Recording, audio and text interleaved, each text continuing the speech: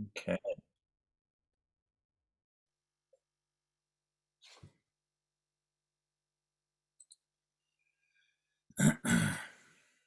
Yeah.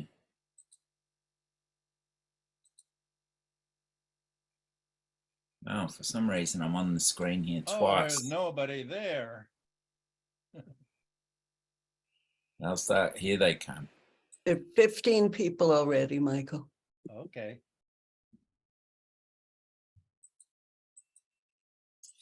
Virginia, will we have it so it's just Michael's face? You know, people can control that themselves. There's a little view Yeah. thingamajiggy, and you can do just the speaker or gallery. Okay.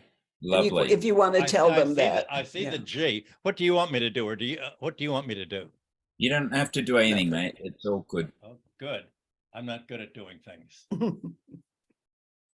Yeah. Well. Okay. We'll wait another minute, and then we'll get into it. So just I won't a reminder. See names here, right? I won't see the names of who's here. Yeah. Usually, I can see. Click the little icon at the bottom that says participants. It's next to the video one that you used earlier.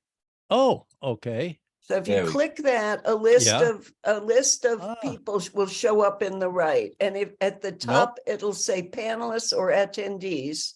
If you click attendees, okay. Yeah. All it is their addresses. I have no idea who they are. That's all right. You should see a list of their names. I see just numbers, a lot of phones. Scroll down. The first couple are phone numbers. Oh, I can. Oh, okay. I can scroll. That's right. Okay, good. Yeah. See, always these tricks of the trade that never would have occurred to me. Yeah. Okay. Okay, good. Welcome everyone to another Patreon Q&A session. Great to have you here. And as always, we're with Professor Michael Hudson, author of so many books, so many op-eds, so many podcast interviews, you name it, he's out there telling us what's going on in the world. And it's great that we get to have this sort of behind the scenes discussion with Michael. Great to see questions coming through on the Q&A panel already. And Michael, John Schreiner asks, how is it possible that a 72-foot cube of gold or anything appears to be ruling the world? Wait, how is it possible that what?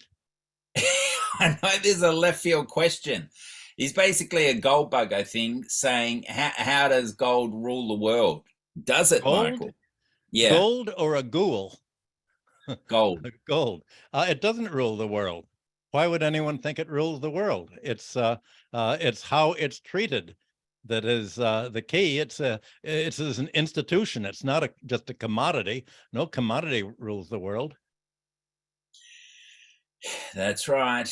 That's right. Yeah. So in terms of ruling the world, we have a democratic practice, but in France, it seems like a lot of executive orders are being passed by Macron. What do you see happening in France at the moment, and that dangerous trend? Macron always knows what to say politically to reflect what he thinks the voters want. That has nothing to do with what he's doing at all or what he will do. There's a total disconnect between what he promises and what he'll do. He's a demagogue through and through, totally in the hands of the United States, hoping somehow that people will trust him so that he can sell them out to the people who pay him and support him. Yes, well, what about Macron's statements that Europe should never be a vassal of the US? How is this adding to the de-dollarization movement? And it's thoroughly opposing it because he's trying to put himself in charge. And if he can say, look, I said what you wanted to hear. I said that you should de-dollarize, that Europe should be independent of the United States. So if you can make me the honest broker, then I can sell Europe out to the United States. I can be another Olaf Scholz. Schultz. I can be another head of NATO, and I'll be France's Tony Blair. Don't trust a word that Macron says any more than French voters have trusted him, which is why you have all of the demonstrations throughout France in the last few months. Of Yes, course, it's nice to hear. It would be a fantasy, but he's not the person to do it. And you might as well have Annalisa Baerbock say the same thing. And you know that she's going to be another Tony Blair. So this is what the demagogues do. America always coaches foreign politicians to talk about independence from the United States, but always turn west towards the U.S. in practice. The opposite of Adenauer. Adenauer in the 1940s would and early 50s would always speak of pro-US and pro-England, but he was always turning east. Well, German leaders since and European leaders have done the opposite. And in terms of de-dollarization, there's been more discussion of Saudi Arabia joining BRICS. There's up to 19 countries interested now. How are you monitoring that? I think that's a wonderful thing. That's a prefatory to a realignment. The problem is that if Saudi Arabia really became independent, America would simply seize its U.S. Treasury holdings and stock holdings here, just like it seized Russia's holdings. Also, Saudi Arabia is dependent on the United States for replacement parts and for repairs of all of the armaments that it have bought. So it's linked to the United States financially and militarily. So we're talking about dual citizenship there. It wants to get the best of both worlds. I think it's realizing that the U.S. economy is headed towards a dead end, and it would like to begin to disinvest, and moving toward the BRICS is its first movement towards disinvesting in the United States. And what about Venezuela? Like, they had their money stolen. Is there any potential legal pathways they can take? I mean, no, the United States controls the International Criminal Court. When we talk about de-dollarization, it's not simply moving out of the dollar into foreign currencies. It's creating a whole alternative set of world institutions, an alternative to the International Monetary Fund, somehow out of the BRICS Bank, an alternative to the World Bank. And there'll have to be an alternative court to the International ICC Criminal Court in order to somehow get a response. And at some point, other countries will have to be willing to blacklist England or other countries that hold on to foreign currency, or on behalf of Venezuela, through this new court that they'll create, they will simply confiscate equivalent amount of British wealth and turn it over to Venezuela. How does America still have influence at the ICC when they barely recognize it? What American officials tell me is little white envelopes filled with $100 bills. With money. The European politicians are very bribable. They're utterly corrupt. And if you look at the criminal court's treatment of the Malaysian airline shoot down and other cases, you realize how utterly corrupt the judges are there. And the United States, it's very much like the United States appoints our own Supreme Court justices. You engineer them, you prepare them, you make sure that these are guys who will always rule in your favor, and you end up getting a court that looks like a New York landlord's court or the New York City courts, utterly corrupt. Anonymous asks, how do you think de-dollarization will impact the domestic US economy, and why? What's the time frame on that?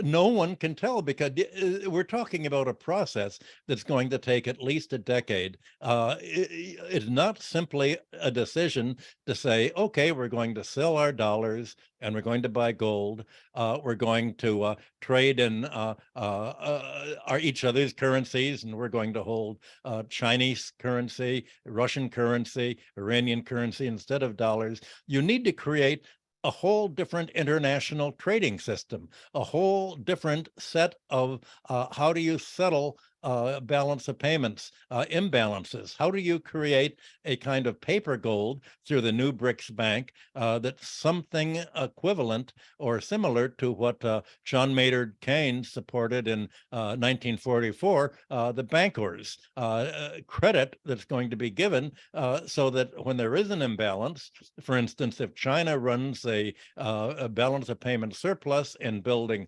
ports or roads or infrastructure in Africa, how are you going to be able to settle this without somehow using the kind of debt leverage that the International Monetary Fund uses to impoverish member countries?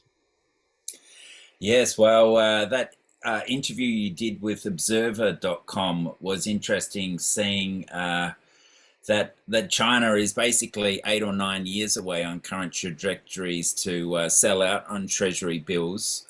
What impact will that have? It won't have much domestic impact at all, because the government can simply, the Federal Reserve can simply buy whatever China sells. So domestically, there will be zero monetary impact. There's no difference between a foreign government holding a treasury bill or the Federal Reserve simply creating it. The impact will be on the balance of payments. Because if foreign countries, especially China, sell their US dollar holdings, then these dollar holdings that are basically what fund the balance of payments deficit. And the balance of payments deficit for the United States is mainly military spending.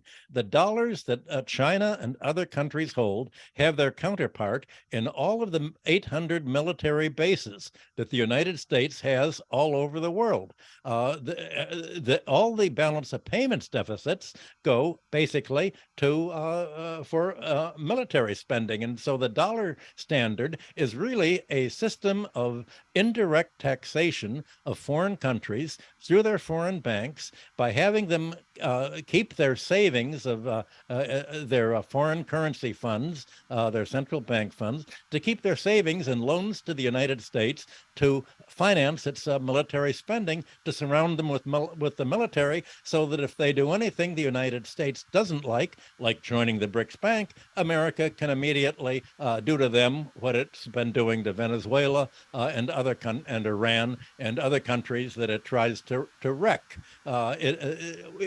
Once they're free of the dollar, America can't use dollar manipulation to wreck their financial markets and disturb their economy. And America has only one dimension of foreign policy. That's as a wrecker. It can bomb, it can assassinate, it can pull the plug and sanction countries to prevent them from getting basic needs and raw materials, to disrupt their supply chains. It cannot contribute to their growth. It is only a destructive force in the world today. And if you de-dollarize, you remove the single major ability of the United States to be a destructive force. Just as when other countries created an alternative to the SWIFT bank clearing system that disabled America's ability to pull the plug on computers and screw up all of their banking accounts. Other countries are trying to protect themselves from America's ability to destroy their economy, which is the one dimension of American foreign policy. Shocking how we're financing our own oppression, those who live outside of America. So what sort of increase in US military spending will be required to maintain these military bases? How many? 800 around the world. How much higher expenditure do you think there'll be? Well, they don't need to have any expenditure if they simply grab all of Saudi Arabia's savings, all of Europe's savings. It depends. There are many ways of doing it. If you're a robber, you don't have to use your own money. So America is trying to get NATO to spend a lot.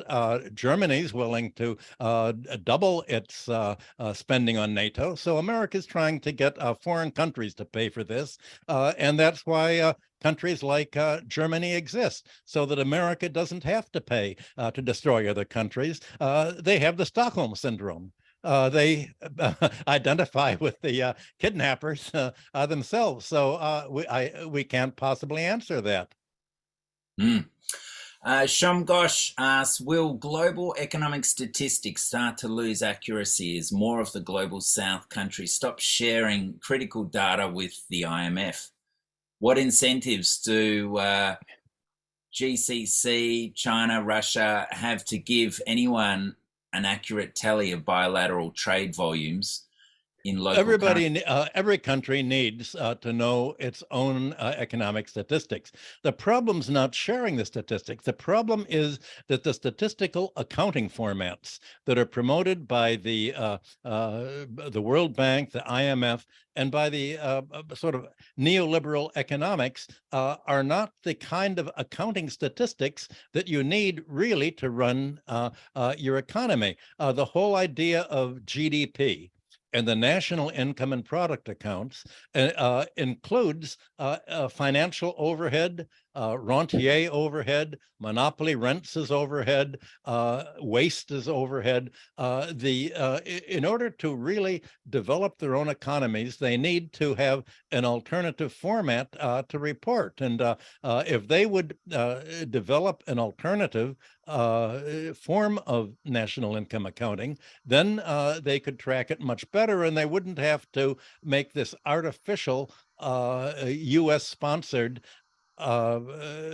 national income accounting that says that all this financial sector, the overhead, the debt service, the increasing housing prices actually doesn't add anything to real economy of production and consumption, to real economic output. It's all an overhead. And if you do that and break away from this idea of GDP and you break out military spending and all of the other basically non-capitalist forms of spending, non-economic forms of spending, then you'll have something completely different. But just for its own use, every country needs to. Of course, you have to measure the volume of your trade. Of course, you have to measure what you spend and what you get.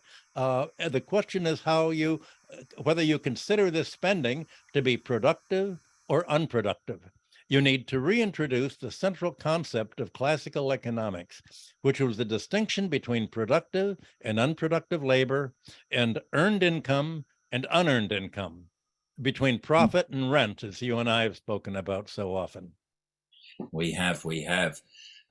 So as more countries de-dollarize and BRICS grows in value, do you think there may well be more debt defaults, the sort of Argentinian move of years ago, and what impact will that have in terms of the confidence of international trade? Well, I'm against any debt default. I'm for debt repudiation.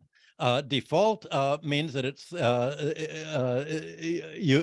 the fault is by the debtor. The fault is by the creditor. The fault is by the IMF for making junk loans and political loans to support dictatorships and immediately pull the plug whenever there is a left-wing party. The fault is between the IMF and the World Bank that have made loans conditional on a fallacious economic theory, that if you only keep fighting labor, if you only keep reducing your living standards, if you only will prevent labor unions and lower wage rates, then you'll be more more competitive. And of course, that is what has prevented other countries from growing. And the World Bank says, if only you will stop trying to feed yourself domestically and make export crops and compete with each other to make plantation crops, and get rid of family farming and let large foreign-owned plantations take over your agriculture to make crops that do not compete with American grain, American corn, or American soybeans, then you will have the foreign exchange to pay your foreign bondholders. All of this is odious debt.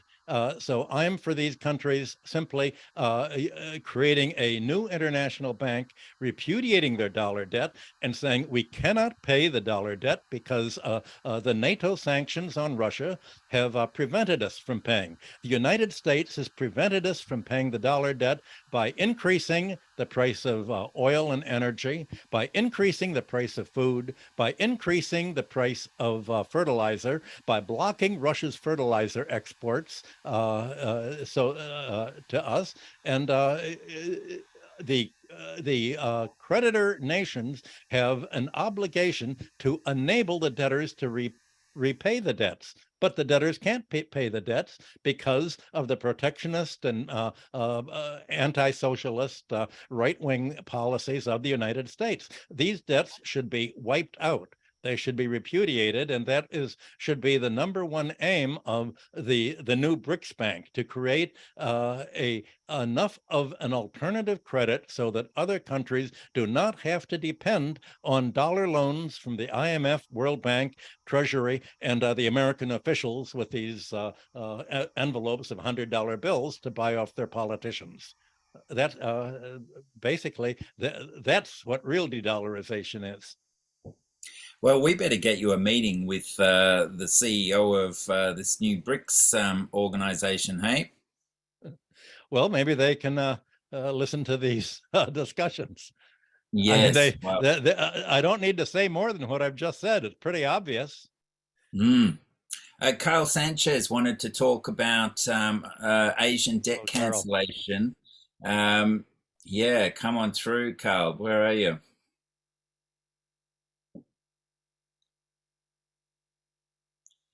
Any questions via chat on screen? That would be good.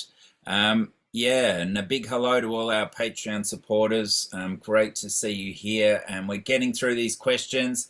We had a bit of blowback, Michael, on your gold issue. And John Schreiner says, I respectfully disagree. All nations are accumulating as much gold as they can. It appears gold and diamonds are valued assets by the ruling elite, whether institutions or commodities. How much more important is gold going to be as de-dollarization and uncertainty unfolds? Right now, it's the main alternative to the dollar until such time as the BRICS Bank creates an artificial currency, and until such time as the mutual currency swaps go as far as they can. Gold is if you're looking for an alternative to what do all nations agree upon? Well, you have, for the last 2,000 years, nations all agreeing on that gold is something you're willing to take because gold is purely an asset. It doesn't have a debt associated with it. If you hold $1, you've made a loan to the United States Treasury that spends it on military. If you hold gold, there's no liability to it.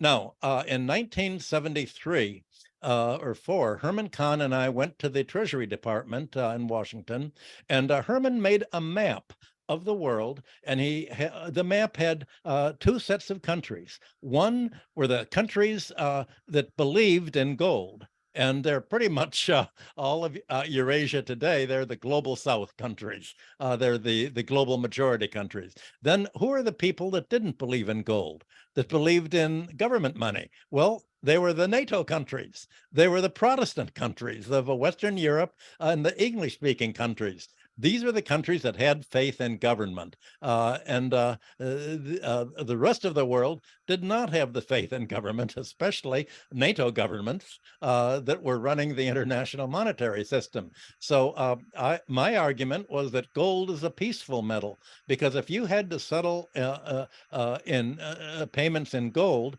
after 1971, when President Nixon took America off gold, then every year that you were continued to fight in Southeast Asia, every year that you continued to spend militarily abroad, America would lose the gold cover for the dollar. America would lose the gold, and it would end. The military spending would drain the country of gold, and it would have nothing left at all.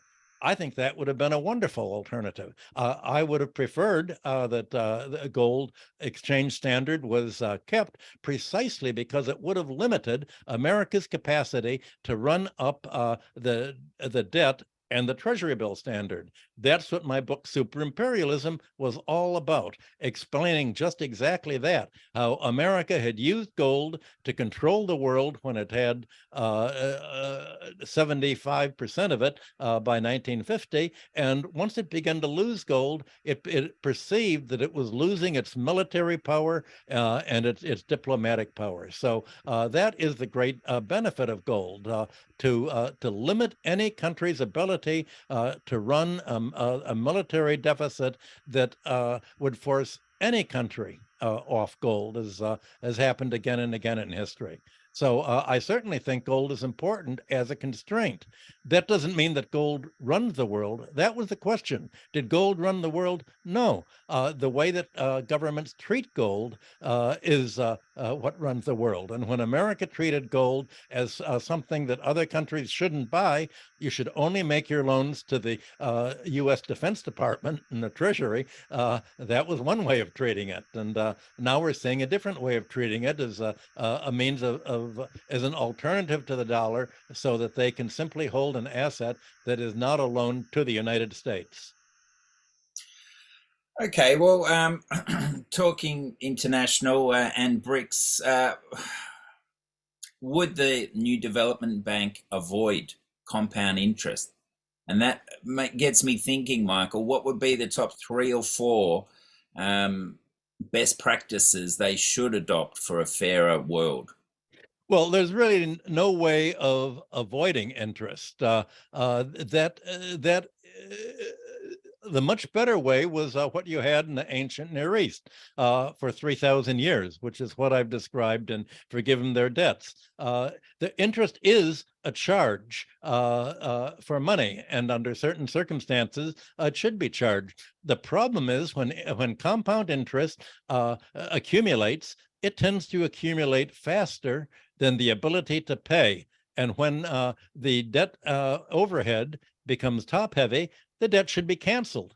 So you let interest be charged, but you wipe it out at the point where it becomes problematic, and when running into debt is not a choice by the debtor, but the debtor is forced into debt by things like a drought or a crop failure or a natural disaster, or in America, having to get an education or having to get medical care, or just having to live, where you can't afford even to break even without running into debt. That kind of forced debt should be canceled. So the question really is not how you handle interest, but how you handle the ability to pay debt, and whether debt should be paid and which debts should be paid. Certainly commercial debts were always paid, even in antiquity. In the Bronze Age, commercial debts were left intact to be handled. It was the unproductive debts, the personal debts, and other local debts that were wiped out. That's what the discussion should really be about. Well, Carl Sanchez asks, in a related sort of question, what sort of narrative should be said regarding credit and debt that overturns the establishment narrative? And this is something you've obviously championed, and you partly answered in that question there. But no, I've spent the day on the third volume of my history of debt, The Tyranny of Debt, and I've spent the day on the Crusades of the 12th and 13th centuries, and it was really the Crusades that brought debt back into being. If you look at when the Crusades began in the 11th century, the church, the Christian church, like the Muslims, had denounced usury and interest charges throughout their history. And yet it was the military spending by the Crusades that brought that led the papacy to say, well, we need to create Christian banking to finance the wars that we're sponsoring, the war against the East, the war against France, the war against Germany, the war against Spain, the war against everybody.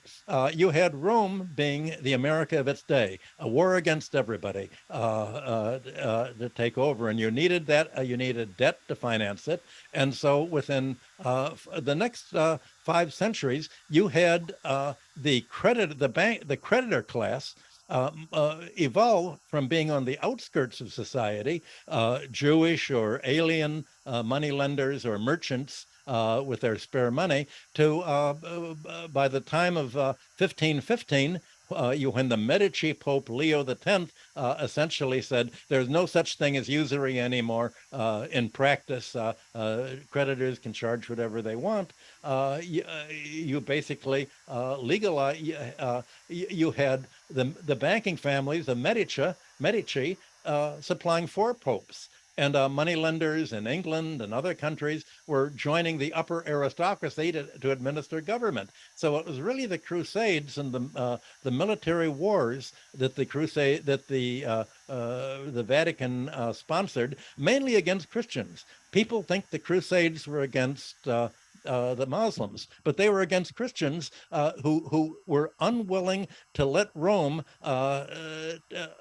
take away all of their money, to let Rome appoint the bishops to have their church revenues sent to Rome for Roman projects, Roman luxury, Roman spending instead of domestic spending. And it was the Crusades really that ended up finally after 1515 and leading Martin Luther and others to break away with the Protestant reaction. And when I began to write this book on the history of debt, I didn't realize exactly how critical the Crusades were to all this. So I'm providing a different narrative to show how debt was already in the 13th century. You had the Vatican demands for austerity being the International Monetary Fund of its day, insisting in austerity that England bankrupt itself, strip its churches, strip whatever gold they had to finance the war against Germany, the war against France, the war against Spain, the war against everybody almost. That wasn't a fiefdom of the Pope, and you had the evolution of debt is being owed to foreigners, foreign bankers imposing austerity. You had exactly the same dynamic that you had in the 13th century that you have in the 20th century under the IMF. That's the interesting thing. That's the narrative that I'm working on now, and I'm hoping to finish the book this year. Right. Yeah. Well, that's Jamie Brown's question. She's talking about how fascinating she is with this whole topic. I've fallen into an obsession with this facet of Hudson's work, and I'm interested to know what's coming next with this series of works.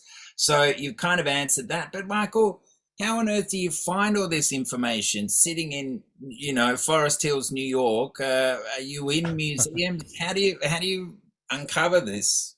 I began to write this book in the middle of, in around 1982. So I began it 40 years ago. and I postponed writing it. I realized that I didn't want to write about the modern debt problem until I'd explained how money and debt and land tenure and rent actually originated. And that took 25 years of working with as head of a Harvard University group, doing essentially getting a group of colloquian participants to write an economic history of the ancient Near East and how it evolved into how everything changed in classical antiquity, and civilization made a different, essentially got rid of kings and replaced them with financial landowning oligarchies, and how to get back to a more reasonable thing today. So I've been writing these books for many years. The problem is that's been taking me this year, it's taken me 6 months just to write the first 3 chapters of the book on the Crusades, because so much new work has been published since the 1980s when I began to write it. So much more information on who were the creditors, who were the debtors, what was the effect on land tenure, how were debts paid out of rent, what were the effects on losing property and property ownership with credit. All of this has really been rewritten in the last 10 or 20 years, just like the history of Rome and Greece was rewritten, and took me longer to write The Collapse of Antiquity than I'd originally envisioned in the 1980s. And is that coming through academia or other authors?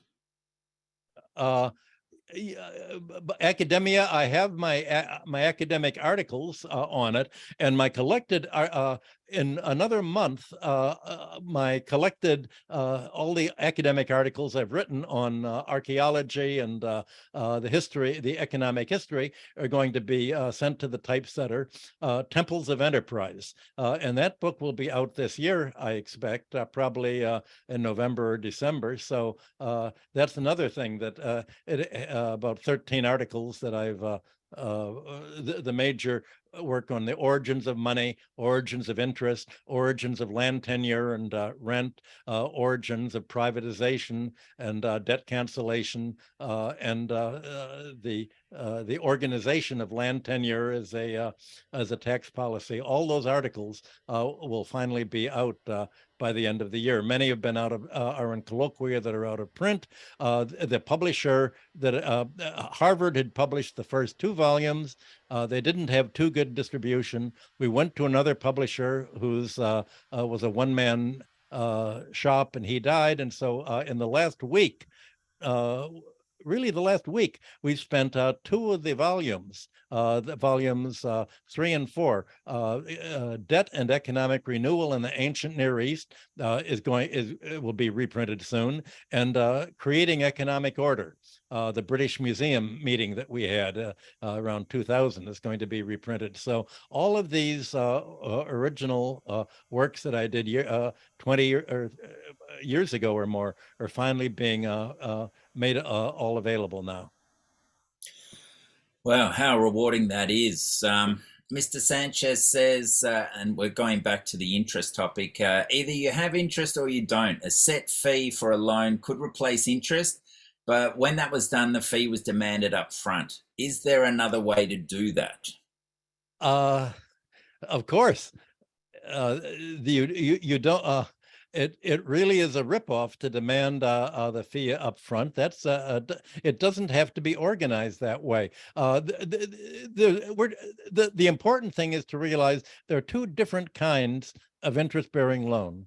One is a productive loan for commercial purposes. And if someone is borrowing money in order to make a financial profit, if you're borrowing from the Federal Reserve to buy a stock or a bond or real estate, then of course you have to pay interest, and you pay it out of it. And if you can't pay the interest, you lose your equity. It was this availability of money for basically predatory purposes to buy assets that has been wrecking the American and European economies. That's part of the problem, that the creditors and money in the Western civilization has ceased to be a public utility. It's become privatized and has been used by an oligarchy and taken out of the hands of government.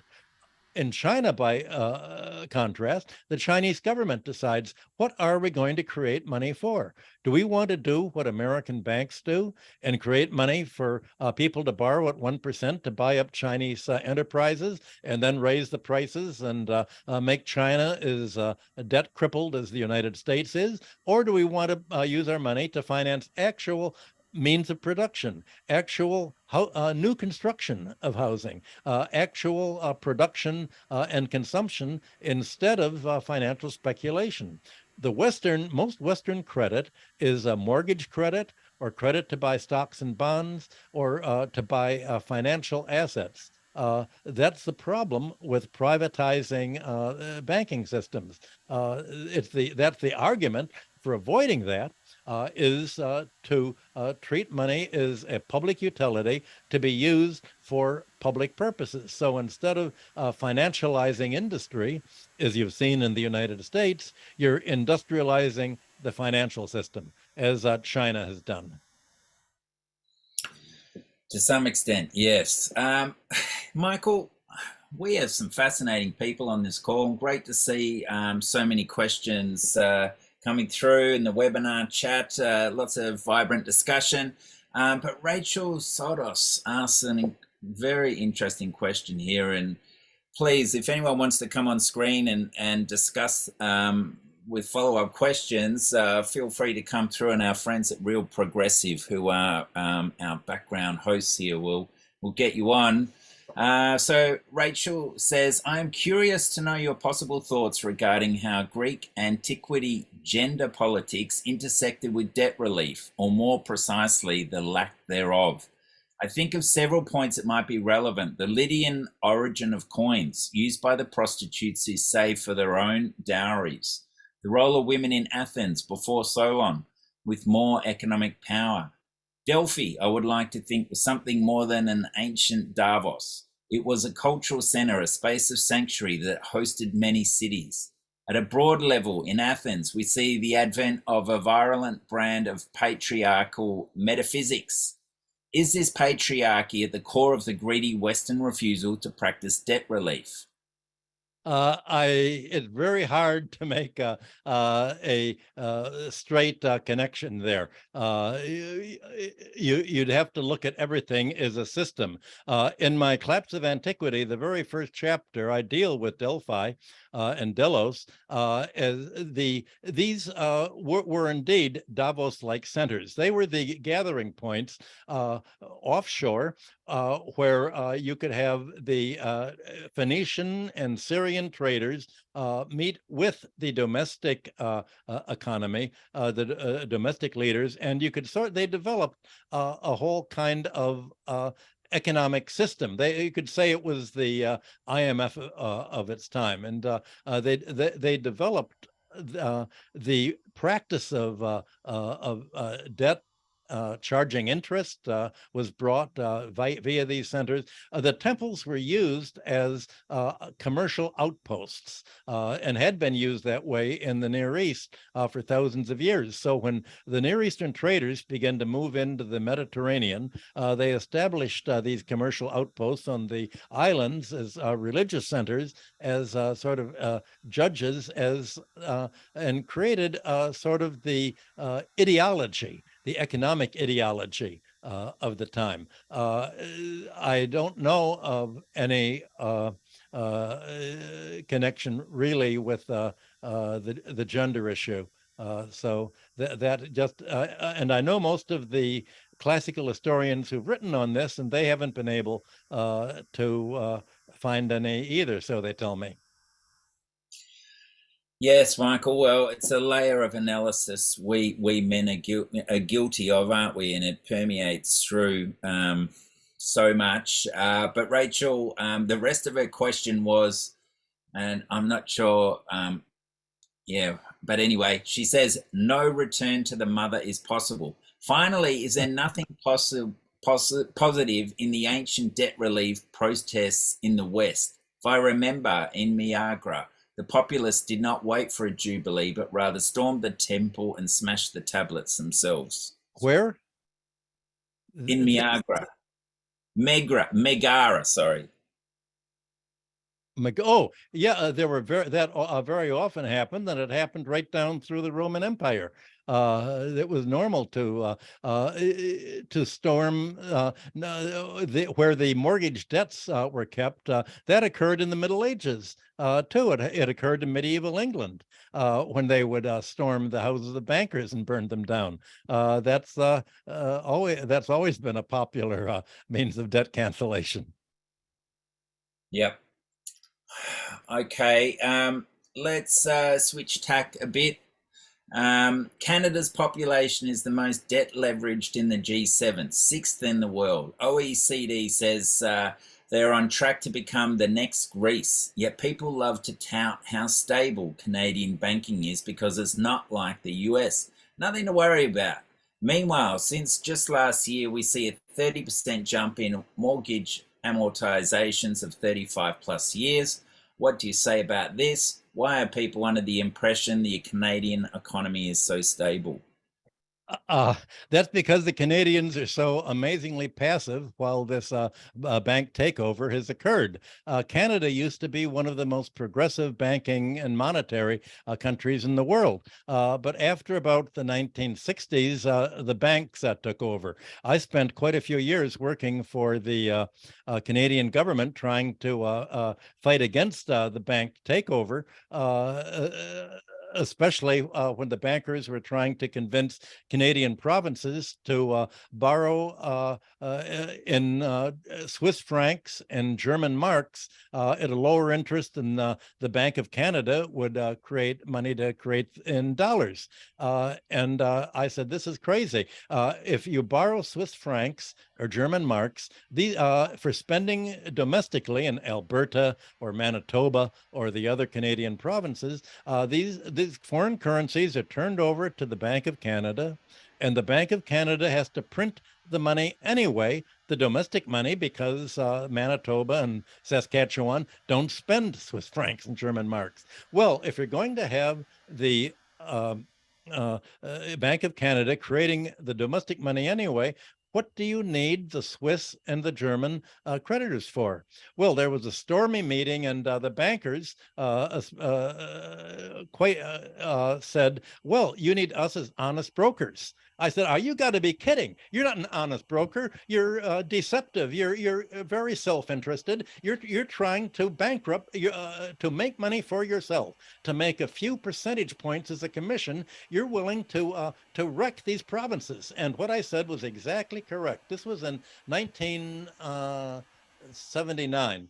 78, and I published, the government published my report, Canada and the New Monetary Order, when the provinces borrowed, the Canadian dollar was worth more than the American dollar. And after, largely because of the war, military spending, the Canadian dollar plunged against the dollar way down to 80 cents to the dollar, and it plunged much more against the German mark and the Swiss franc. And so the provinces had to pay 30% more, just as the foreign exchange cost of borrowing in the hard currencies. And all of that was just so the banks advised them to do it, just so they could make a few points. And then they brought a Jesuit priest in, and he said, but Professor Hudson, you're advocating that the government create money. That way is to the gas chambers. You're sending us to the gas chambers, and absolute craziness. And the church was 100% behind the bankers, against the government, saying the bankers should be running the country, not the government. The government is evil. That was official Catholic policy at that time, and I they'd given me a landed immigrant status. I left Canada in disgust at the inability of Canadians to fight back. That's the Canadian personality problem. That I must say, they're not fighters. It's a different. If you look at what they had an identity crisis at that time in Canada, and their identity crisis was: do we call ourselves WASPs, white Anglo-Saxon Protestants, or white Anglo-Celtic Protestants? That's their identity crisis. There are more important things to have an identity crisis about. Good to see you fired up, Michael. There's always a few hidden stories that come out in these discussions from your various interactions at high levels. Yeah, let's delve into this one from Shelley Abraham, a topic we love to talk about. Good old affordable housing problems. How would you devise financing a system to build starter housing with government collaboration? Would removing the mortgage interest tax deduction factor in? Yes, it's the best way to lower housing prices is to tax, instead of having people having to borrow from the bank to bid up housing prices, you have to tax the land value. If you tax the land value, the rent will not be available to be capitalized into a bank loan and increased by the bank. So the way to hold down housing prices has to do with the tax system, and Carl and I have often spoken about this. Adam Smith, John Stuart Mill, Marx, the first line of the Communist Manifesto, all were for a land tax, so that the land value underlying housing and agriculture and commercial property is the natural tax base. And if you privatize this economic rent, then you create the landlord class that classical economics of the 19th century spent a century trying to get rid of, and developed value and price theory in order to isolate economic rent, so that economic rent would not be an element of the price of houses. This is a long, complex discussion, but it's something that I've written upon quite a bit, and Carl's written on quite a bit. Yes, we had plenty of good discussions on my Renegade Economist podcast. Years and years. But yeah, that land tax acts as a counterweight to mortgage debt. And in a way, what it does is channels the rising locational value away from the banks and towards government, so that we can have a tax cut on our productive activity, on our income. And that sort of delevers the whole speculative orientation of our economy, doesn't it, Michael? And that was the whole central point of classical economics. The whole 19th century was that fight to deprivatize land rent, along with other forms of economic rent, monopoly rent and natural resource rent and financial monopoly rent. Yes. Well, it's just staggering reading your work on the Near East and so forth, in the new book, Collapse of Antiquity, on the role of assassination and how that kept people in line. Thankfully, none of that has happened, talking about land rents and land taxes, but the trauma this must have caused society, Michael, do you get an understanding of how that played on people's minds over generations and generations, this inability to talk out about, this incredible should be public resource of money creation, and how that privatization should be kept within the elites only? Well, if you look at Guatemala in 1953, America's policy has been to assassinate any political leader in the southern hemisphere that advocates land reform. That's its official policy. There was a wholesale murder of land reformers in Guatemala, and the official policy of the United States from the World Bank from private banks, including, I'm told, Chase Manhattan, before I joined it, was that everywhere where there was land reform, there was an anti-American government. Therefore, America has to fight land reformers. And the assassinations that occurred century after century for 5 centuries throughout the Roman Republic that I describe in Classical Antiquity is now the foreign policy of the United States throughout the global South countries. So that's still concerning. The same kind of passionate hatred of preventing economic rent in land has been applied to financial rent in banking and currency. That's why the United States attacked Libya and destroyed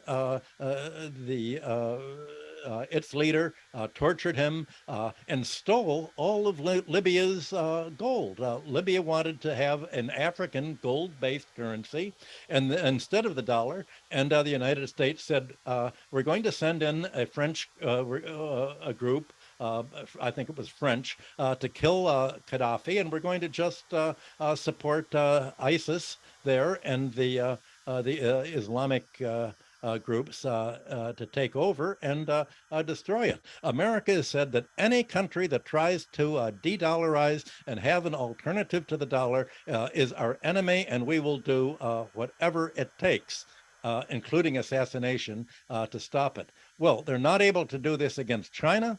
They're not able to do it against the large group of countries that the BRICS are putting together, to return to our original discussion. And finally, you could say that the motto of BRICS is no more Libyas.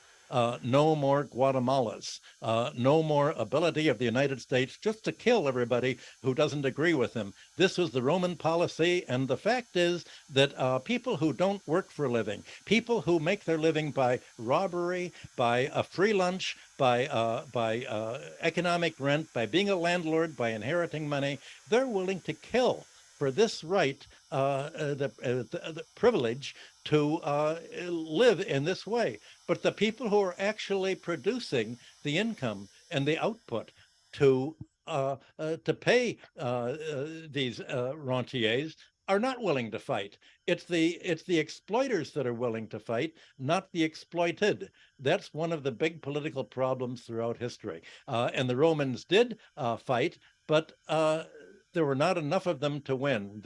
Their policy was to walk out, just to leave Rome, to emigrate. And that's usually what you're seeing today. The whole immigration crisis in the United States now on this Texas border is because America has wrecked the Latin American countries, and all they can do is leave, is emigrate, to try to get to the United States. The immigration crisis is caused by the United States destroying their economies and giving them no alternative, if they want to live, but to leave the countries that America has destroyed. And America won't let them in.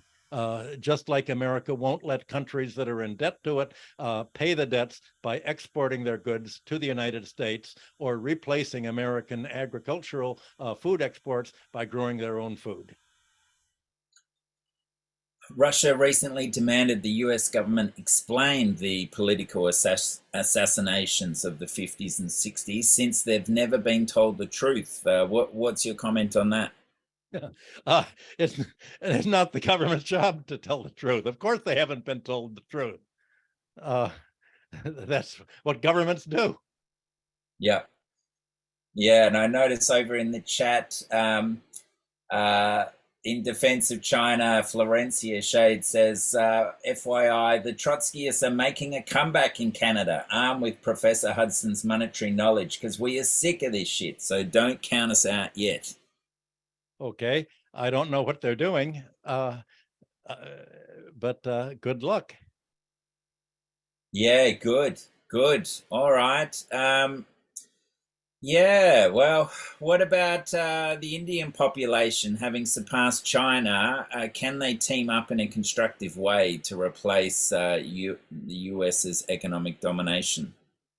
Nobody's going to replace the U.S. will always have a role, but we're we're we're talking about really independence. We're not talking about a system of one set of countries that's dominated by another set of countries that are exploited. You could say that the whole of Eurasia, the whole BRICS, the whole non-NATO world has run away from the West. Western civilization has failed. Basically, its model is failed. The United States economy is a failed state. Other countries have run away and done their own. It's not that they're breaking away from US domination. They're trying to create, not replicate a dominant system where there will just be somebody else doing the exploitation. They're trying to create a truly new international economic order. Very good. Okay, what have we got next? Yeah, what are Trotsky's main points that could be applicable today? Trotsky didn't really write much about economics. He was basically a cultural critic. Wonderful culture, problems of life, literature and revolution. He was a great military leader, and especially he was a great intuitive political analyst. His political writing is wonderful. His biography of Stalin is wonderful, and of Lenin, but he didn't really have an economic theory. His approach to economic relations was basically political in character. The only economic theory he had was that of combined development. And that is, it said, well, other countries, Russia, for instance, do not have to go through all of the stages that the West went through on its way to capitalism. We can simply avoid the whole traumatic interlude between feudalism and socialism and go directly to a socialist form based largely on technology, on how do you electrify the Roman economy. Lenin relied largely on Khrushchevsky for the electrification program. And Lenin said, communism is electrification plus workers' control. So essentially, the fact that Trotsky wrote so eloquently on as a really a journalist on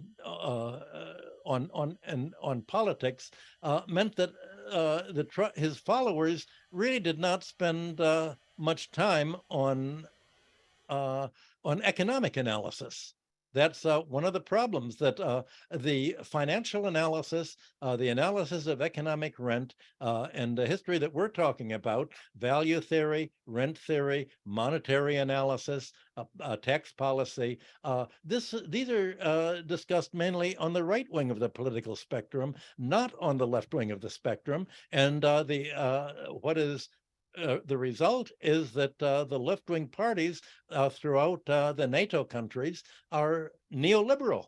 And basically, what used to be the social democratic parties, the labor parties, have moved to the right wing, just like the Democratic Party is the right wing party in the United States, the war party, the military party, the neocons. So that's one of the problems, is that the left has not really followed Marx's economic analysis. They've become purely political and left the economic and financial analysis to the right wing. Do you think that's a problem with the programming of economic language? It's been so off-putting that it's pushed the left towards, important topics, but not structural, such as identity politics. Well, identity politics means every identity except being a wage earner.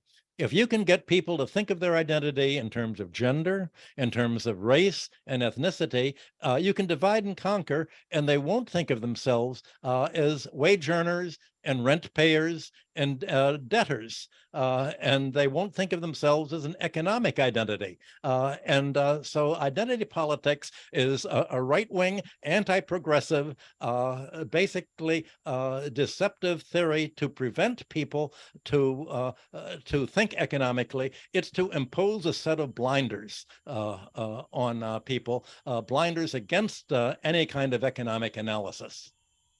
Beautiful divide and conquer strategy. Yes. Yeah. Okay. Back to the East. Did the philosophies of the East negate the need for debt relief in its antiquity that was practiced in West Asia? What's the question? Yeah. Did the philosophies of the East negate the need for debt relief in its antiquity that was practiced in West Asia? The whole philosophy was for debt relief. And all of the Roman historians and Greek historians all were for that. From Socrates to Livy and the Roman historians, Plutarch.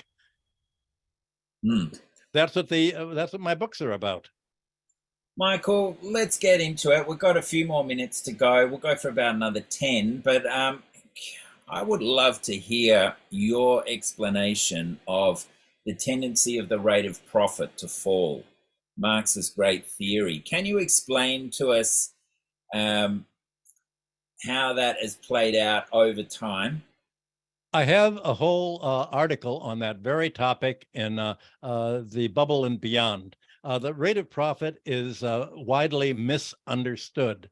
What Marx said was the important thing to look at if you're analyzing an economy or a corporation is to look at cash flow, at what accountants call EBITDA, earnings before interest, taxes, depreciation, and amortization. And Marx said, as production becomes more capital intensive, capitalists have to recover not only, they have to make not only profit, but they have to recover the original cost of their capital investment. That is depreciation. And so depreciation is going to rise as an element of cash flow. Marx was really the patron saint of financial accounting.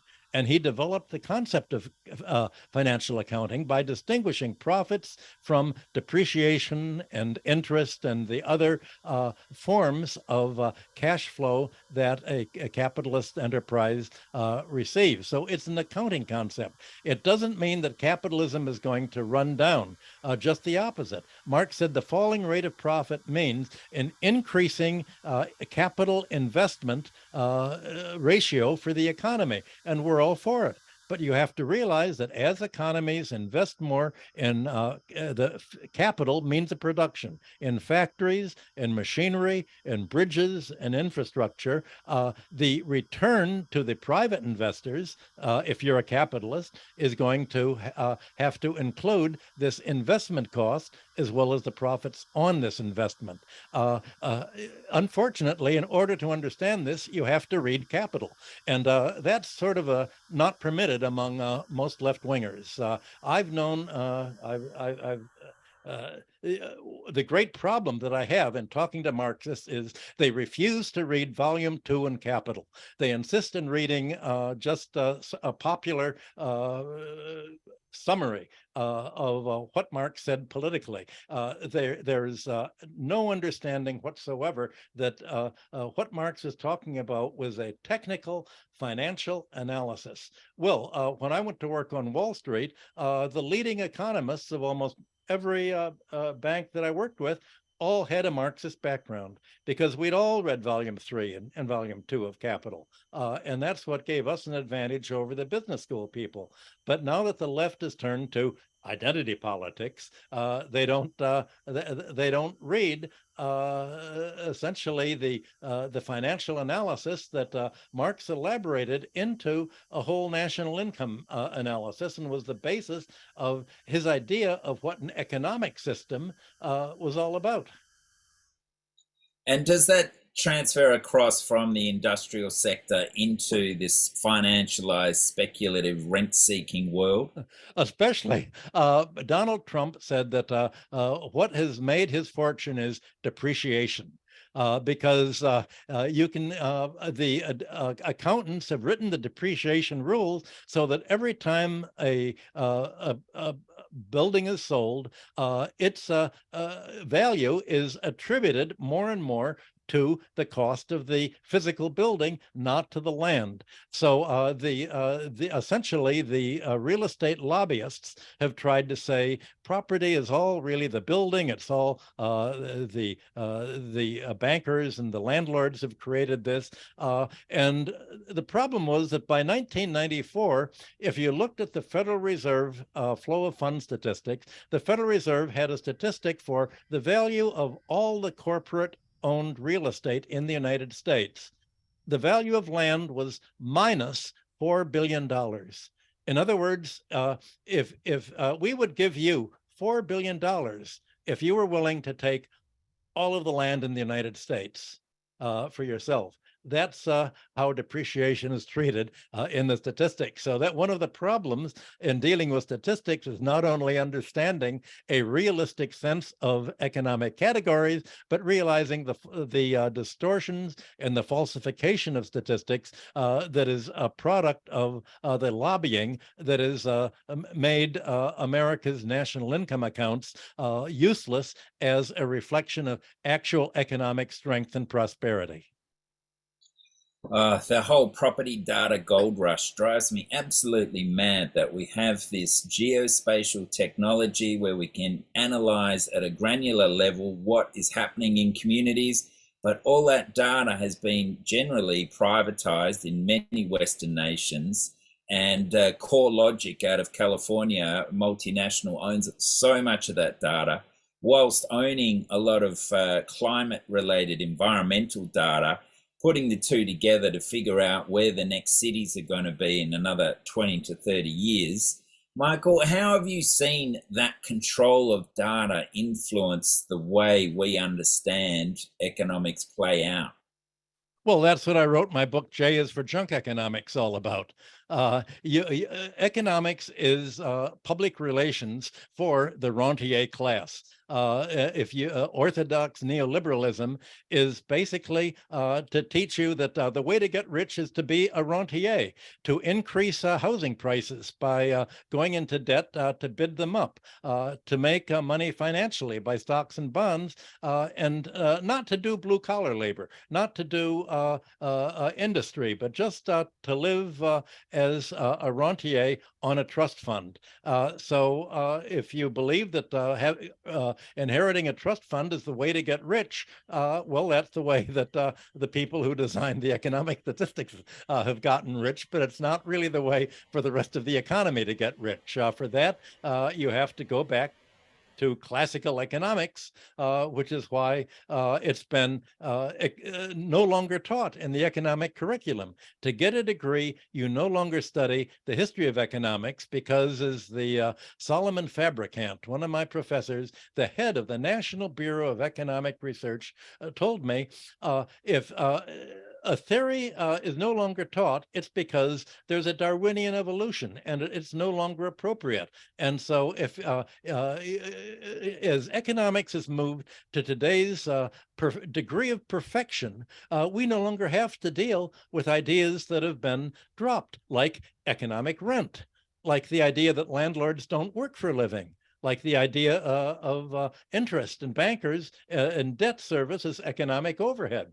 Well, needless to say, when I had proposed to write my dissertation on concepts of productivity, I realized that I couldn't work with that professor. Okay, our good friend Virginia here from the Macro and Cheese podcast and Real Progressives asks, yesterday I met a woman from National Single Payer, an organization promoting a national health service in the US. She insists the program will need new taxes to pay for it, a trigger for MMTers like me. I told her that taxes do not fund federal spending. She said de-dollarization will hurt the US economy. Therefore, the US will not be able to do MMT anymore, meaning the US won't be able to print money without a progressive taxation plan. Michael, what are your thoughts on that? Would a single payer health plan really require new taxes? Well, let's put it this way. Right now, the United States spends 18% of its GDP on healthcare. That's higher than any other country. Life expectancy is going down. Almost all the medical measures are going down. Obviously, the less expensive a health system is, the better the economy will be. And of course, that was Bernie Sanders' argument for trying to say that that healthcare should be a public utility, and the purpose of a public utility is to minimize the cost of basic needs, not maximizing. But if you privatize healthcare, then you maximize the cost of healthcare because you make it a profit-gaining opportunity for the insurance companies, for the medical profession, and you do just the opposite of making an efficient economy. So obviously, making healthcare a public utility and public would help.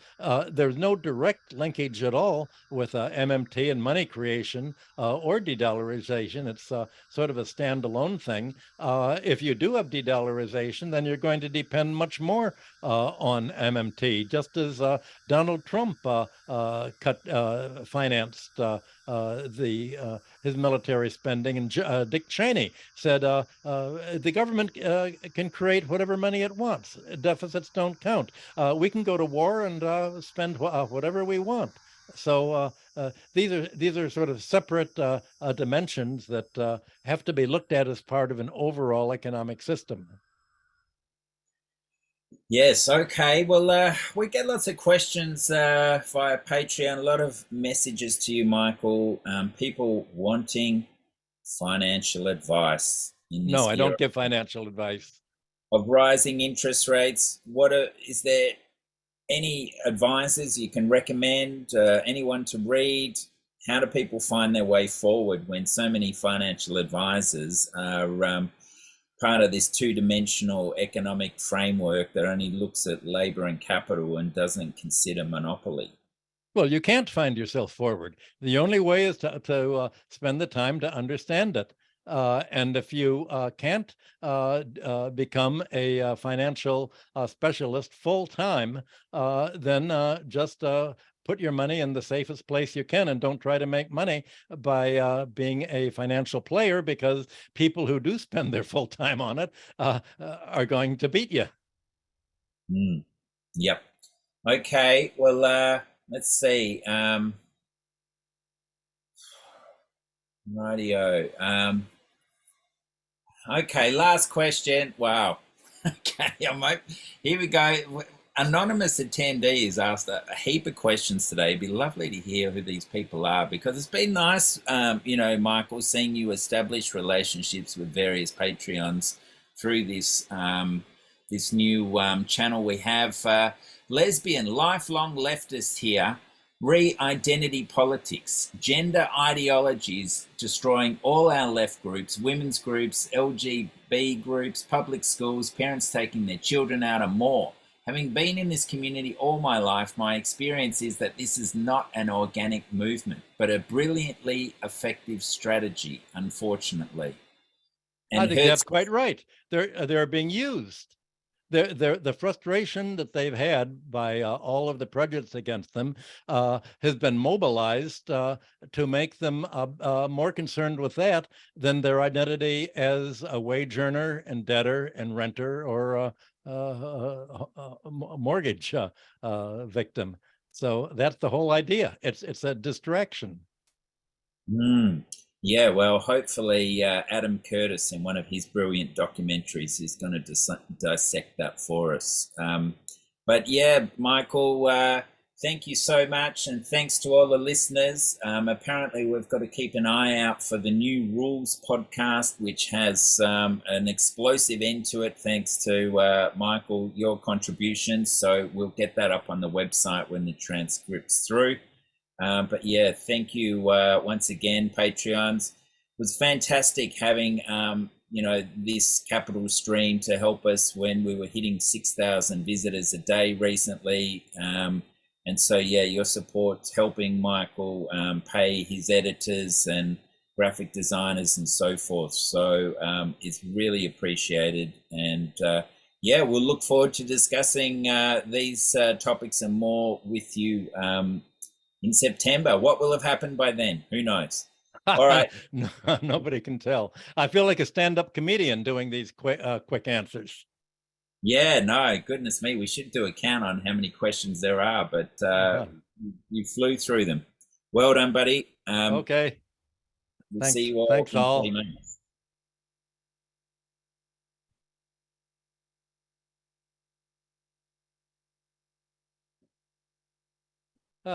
Thank you, Michael. How do you think it went?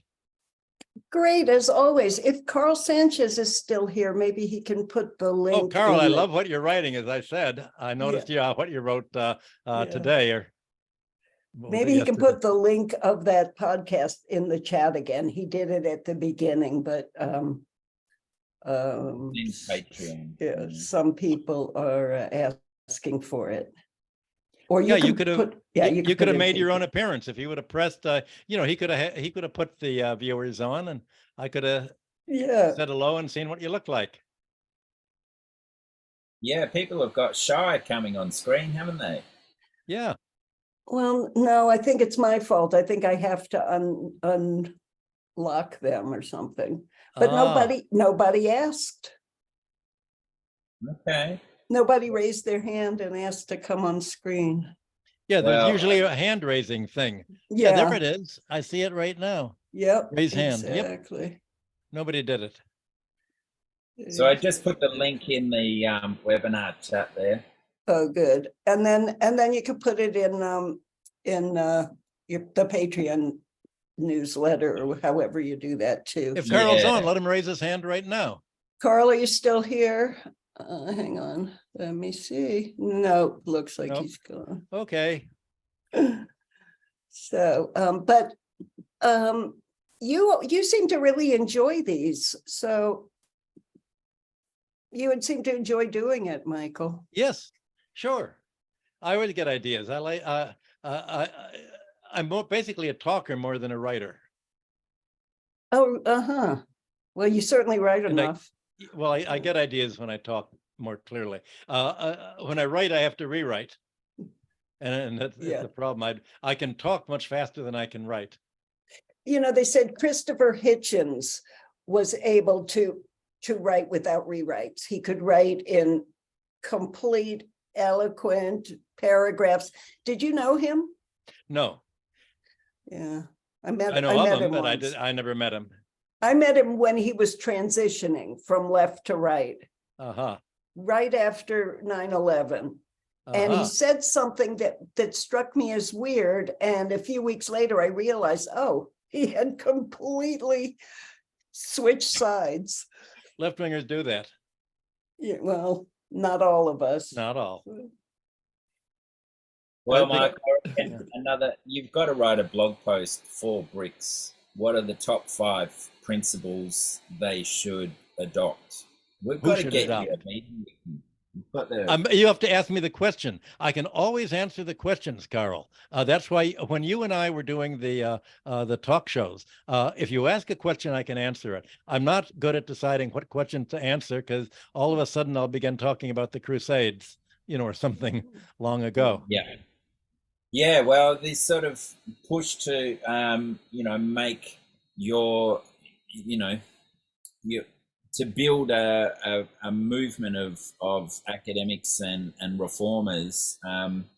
We need to get you in front of the New Development Bank because it's such a powerful opportunity to get in there as this is all happening. So, let's do some back and forth, and I'll send them an email and see if we can't get you a meeting there. Okay. With whom? With the BRICS Bank. Here we go. There's Flo from Canada. Oh, it's the Canadian Trotskyist over here. What Trotskyist group? Socialist Action. right I don't now. know it. There's a few, as you A would few. expect. Okay. But we're gaining members, and Marxism is back on the menu. Okay. Good. We'll see what we can do. I mean, it's definitely an uphill battle, but we're trying to. All my old Trotskyist friends are dead of old age. Well, we have quite a few seniors in our ranks, and they're training up the new generation at the minute. Well, that's good. What city are you in? Terrace. I used to live in Vancouver, but now I'm in northern BC. So just a small town north of Prince George. But housing is just unbelievable. I know. The labor unions brought me to Vancouver a few years ago and just explained to me how corrupt the whole system was there, especially about housing. And the banks are getting rich off the high housing prices there. Yeah, I mean, it's awful. I work now as a legal advocate, poverty law. So taking on landlords and just seeing waves and waves of people becoming homeless, and it's really sad. It's exactly like what you were saying, that the costs of, keeping up with the debts and the cost of living, people are really starting to drown now. I mean, that's right. And there's no end in sight. So the Minsky moment approaches, if you ask me. Yep. He was a Trotskyist, basically. Really? Minsky Yes, was? his mentor was Maynard Krieger, he told me, at the University of Chicago. And Maynard was the vice presidential candidate for the Socialist Party in, I think, 1940. Mm-hmm. He was often over at our house talking, and Minsky said that was Maynard introduced him to capitalism, and many of the Minsky's followers don't downplay his Marxism, but certainly Alan Minsky, his son, is one of the leading people in the Progressive Democrats, trying to push them in that direction. Wow. If anybody else wants to turn on their camera, just raise your hand so I can see you. And any other real progressives here want to do it? Good on you, Flo. But you told me nobody wants to see my ugly mug. That's right. No, stay in the dark, Jonathan. Look. Well, the power's out, so I don't have much choice. Oh, the power's out in Houston? Yeah, there's a nice, the sky turned a lovely shade of midnight black, and a severe thunderstorm hit us and knocked out our power. Wow. I was looking at the dark air in New York from the Canadian wildfire. Yeah. Yeah, luckily we didn't get any of that. Yeah. Oh, isn't it sad going to America and seeing how third world it is in many states, many cities? It is striking. I haven't been to America in a while. Yeah. But I mean, it's not looking so good here too. People think there's only like homeless people in the big cities, but it's literally everywhere. That's right. There are towns in the US where the only work is drug dealing, meth labs, prostitution, and the occasional legitimate jobs as bartenders and auto mechanics. Where does that fit into the GDP? I just had a big, long discussion with Bill Black yesterday about that very thing. Right. That fraud is where fortunes are made. That's how you make money. That's the growth industry. And they don't even count that in GDP. If they counted fraud, we'd be way ahead of everyone else. Sure they did. They incorporate finance into GDP. Well, finance, but not the fraud that we were talking about. Yeah. Well, in the housing market too, I've heard it's like, the money laundering issue is massive in the underground economy through the housing market. It's just a black hole.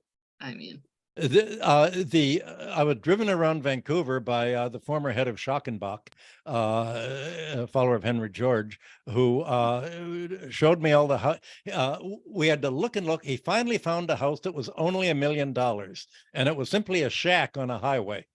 And that was the only one that he could find that was that was good. Oh, it's crazy. And now they're raising the interest rates, right? And but the housing prices aren't going down really, not That's right. enough. No. That's right, because you can buy it for all cash now. Oh yes, that too. And the Yep. scary thing is, Michael, that rents keep increasing now, and it feels like a combination of Airbnb, holiday homes, and this wretched corporatization of the rental market through rental-backed mortgage securities. Is that Unbelievable. happening in Australia too, Carl? The Airbnb Oh, yeah. takeover? Airbnb, yeah. There's a town, a major tourist town about 20 minutes from me, where there's 98% Airbnb rentals to 2% long-term rentals. In Los Angeles, it's no longer for vacations. It's monthly. Right. And there are houses that people just rent them for a year at a time at these highly inflated rental rates. In New York, they have a dual tax system, one for owner occupants and one for people who landlords to rent. So there are 61 apartments in the condo I live in, and because we live here, we pay a lower rate than people who buy it to raise the rents. Rent it out. The thing that worries me is no one's really talking about Airbnb as a land banking strategy. It's a, you know, hold it for 2 years, get the interest only loan, have, you know, tourists pay off half of the mortgage, you cover the rest, and then flip it in a couple of years. And that's what the properties brokers are advising is a way to get foot in the door. That's it. There's and no the banks end up with all the money. The rent is for paying interest. That's the key. Rent is for paying interest. Rent is for paying interest. And unfortunately, the land taxers don't see that the bankers are now running the show, not the landlords. That's part of the democratization of property ownership. They're a century behind. And land taxes here, of course, are tax deductible at the federal level. So, yeah, it's a beautiful equation, but it feels like 20 plus years of, well, 40 years of neoliberalism is really mounting up now. And yeah, this homelessness issue. Soon we're going to see Frederick List's concerns of the uber elite having to spend more and more on mercenaries to protect themselves. You know, that's where we're going. It's already there. Virginia, maybe you can get me on one of the shows for America is a failed economy. Okay. A failed state. Okay, let's do it. Let's do a webinar. Yeah, figure one out. And if you ever want to join a Canadian podcast webinar situation, we do a lot of those. And I'd love to reach out to Radhika too. You know, I know she's in Manitoba. Yeah, Radhika. We're doing a lot of good work together. Absolutely. No, I really appreciate you guys. Most of our work is with the Chinese. Yeah. Radhika is not an MMTer, however. So she says things that make my, you know, my hair stand on end, but she's very smart. But we don't have a problem. Once we sit and we talk together, we always end up in agreement. So she's against some of the MMT, the way that some of the MMTers use their politics. Right. I mean, Donald Trump is the leading MMTer, you know, so of course she's not an Donald Trump MMTer. She's just careful about what you're going to create the money for, that some of the MMTers don't pause to ask. And of course, that's really the key. You don't want it to be hijacked by the right wing. And that's her concern. Yeah. I mean, Flo and I and Jonathan and a few of us at Real Progressives are struggling with that, with combining MMT with class analysis, because all those wonderful people at UMKC tend to be very kind of too friendly with the too squishy, too friendly Bill Black with the is Democrats. very clear. Bill Black is fabulous. Yes, that's true. And now, Randy Ray's pretty clear, but you know, they're. I think that Stephanie decided we've got to get the basic principle of MMT really clear, and we're just going to try to get something that everybody can agree on to get this basic principle there. And so she had a reason for being so highly focused. when she was working for Bernie and for the Democratic Congress. So she had a tactical reason for doing that, but of course she realizes that there are all the other dimensions. But she doesn't want to alienate various. There's a whole group of us. So my job is to be the left winger. Her job is usually to give the first speech to explain the principle, and then I follow her as the number two to say, here's the politics of it. That's what we did in Europe. That's what we've done in New York.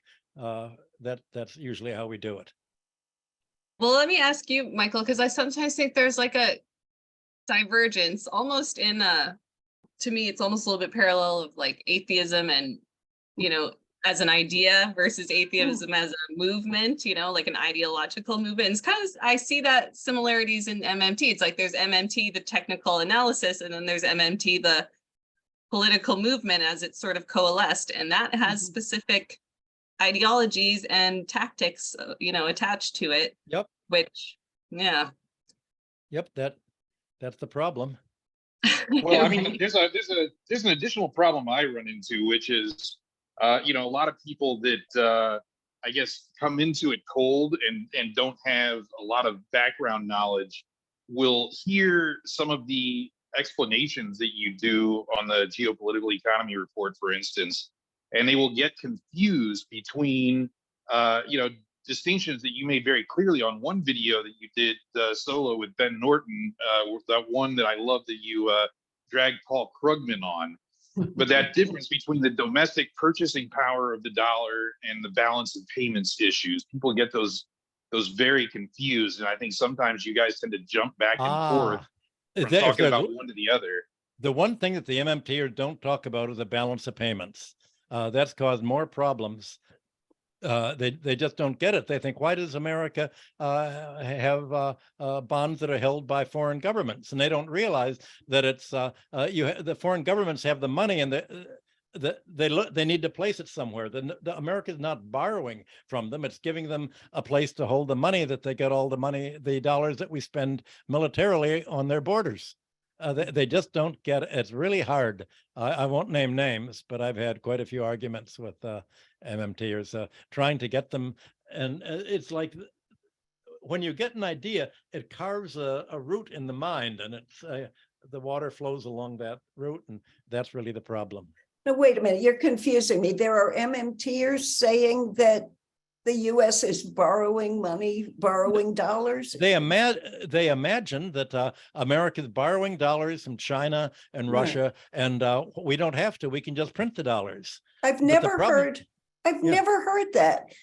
Even Stephanie says that. I've been asked that often on MMT questions. True Blue MMTers will ask that, and they just don't get it.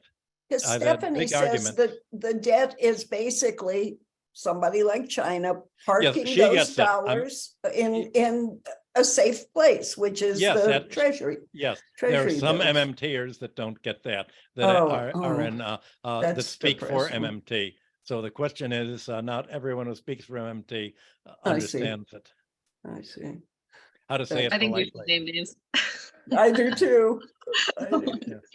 Okay, I got to go eat. Thank you so much, Michael. It's always a pleasure. So we'll put together a webinar with you. Good, looking forward. Okay. Me too. Awesome. Nice to talk to you guys. Next time, Flo, on the screen. Thank you, Carl. Okay, thank you guys for being here. This was great. Okay. Are we sticking around a bit longer? Or yeah. Greg, are you still here? Yeah, I'm here. Hi, okay. You want to undo your camera, or are you busy milking goats? Or baking cookies? Hi. I finished baking the cookies, and then I made nachos, and they're out there in the living room eating them now. So I don't know if you know Flo. Flo's an old friend of Steve's, I guess, and has just been getting involved with Real Progressives. And Greg is one of our writers who's just fabulous. So, Greg, I think I've seen you commenting here and there. yeah, we've rubbed shoulders in the teams a little bit, but I haven't really said hello. Right.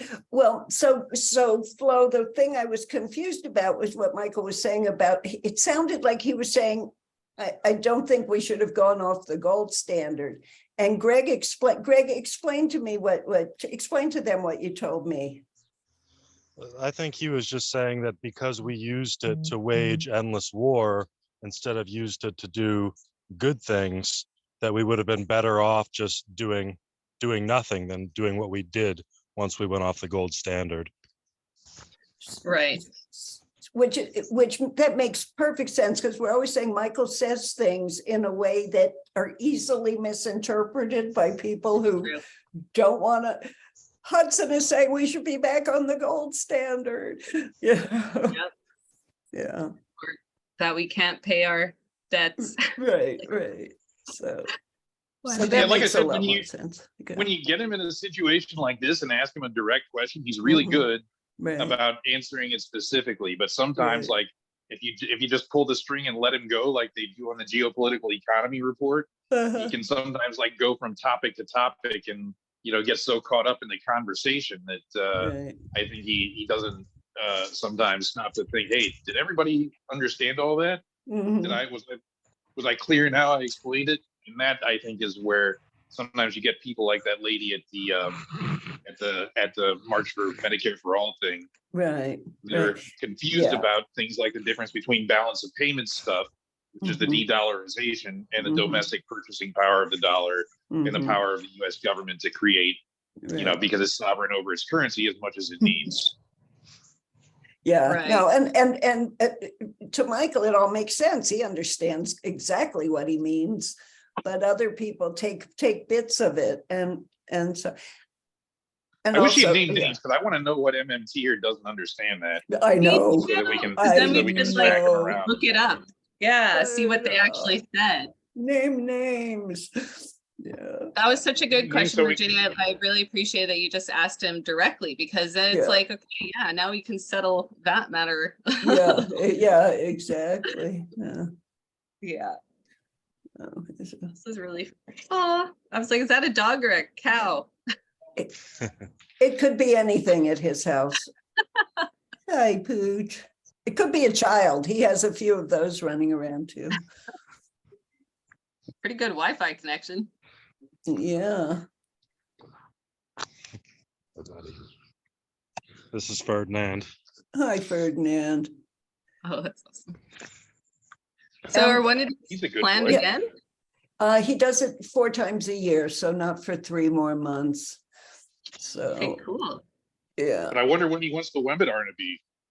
Well, he said America has a failed economy or something. So America's a failed state. Yeah, that's we're definitely there. State. Yeah. I work in EMS. Like I go around and I see the worst, even in the most opulent cities all around me. Yeah. I mean, here I am in a. So you must see those where the power goes out. You must see those acres of meth labs and drug dealers and hookers, and they're not even hookers. They're teenagers earning a buck. Yeah, you don't have to go too far out of town, but I know that you can't. Like, there's a lot of places not too far from here where the only place you can go to get legitimate jobs are McDonald's, Family Dollar, Walmart, occasionally if the town is big enough. And that's about it. Like maybe 1 or 2 big box stores that pay minimum wage, which in the state of Texas is $7.25 an hour. Right. Oh my God. In which you cannot live on in the state of Texas. Like not since the 1990s could you live on that, and that only if you work like 80 hours a week. Like you cannot live on $7.25 an hour. So, underground economy, I'm sure places like that is flourishing. It makes something that's been on my mind is like, what are the sort of organizing consequences for that, or the consequences for organizing? Because if you think, in a Marxist analysis, I feel like it's just more large swaths of people joining essentially like the lumpen proletariat, right? Where they're that's it. And what does that mean for us? And I think one of the things in those older concepts of the lumpen proletariat that they include are veterans, which it makes the lumpen proletariat a little more dangerous as far as when somebody actually can organize them, Yeah. because there is a glut of those around now because of Iraq and Afghanistan. Mhm. And we've got but I mean, part of the issue also is that people are so busy struggling to survive that there isn't a lot of opportunity for organizing, because people are very atomized and they don't have a lot of spare bandwidth or time to be thinking about larger political issues. Yeah. And so Yeah. to a certain degree, if you want to send people out there to actually do the kind of work to get these people's attention, you need a certain amount of money to start Yeah. with, to Right. basically have paid organizers, posters, T-shirts, rent a space, hold meetings, that sort of thing, and actually go out and wrangle people up, which you can't expect people to do for free if they also need to eat. Mhm. Yeah, I feel like it's going to be more challenging because, yeah, like you said, people are going to be just struggling to survive and Yeah. not even really identifying as a worker even as much, or, so. Yeah, fascists are able to organize the lumpen proletariat because they have money to pay them, and they can use them as mercenaries. Like, that's why fascists are successful in that space. Mhm. Interesting. Yeah. Yeah, I'm as broke as anybody. There's still some people here. Do you guys want to, we have John and Samuel and somebody whose phone number is here. Do you all want to come on camera? Raise your hand.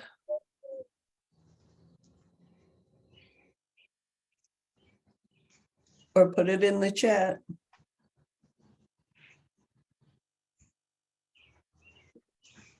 Yeah. Anyway, yeah. So I'm glad we could do this. And now this one was normally these things are for the $9 a month supporters, but I'm going to bring it up. I think this was $5 a month supporters, and it wasn't much bigger than before. So I'm going to ask Carl if they can continue doing that. I think I agree strongly. As a $5 supporter, supporter who really can't afford too much more. Yeah. I certainly.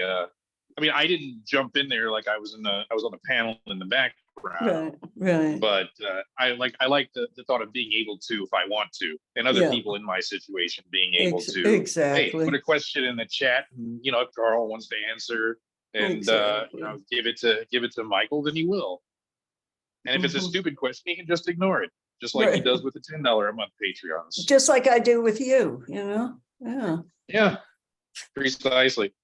I mean, I sort of halfway followed your order. You didn't want to see my ugly mug. That's true. The lights are out. You can barely see my ugly mug. That's true. Thank you. Thank you, Houston, for cooperating. Yeah, there you go. Okay, guys. Well, anyway, this was good. So really fun. See you around campus. You betcha. Later, comrade. Bye, everyone. Good night, everyone. Thank you, Virginia. Thank you. I think the PMO's still going on. I doubt it. Okay.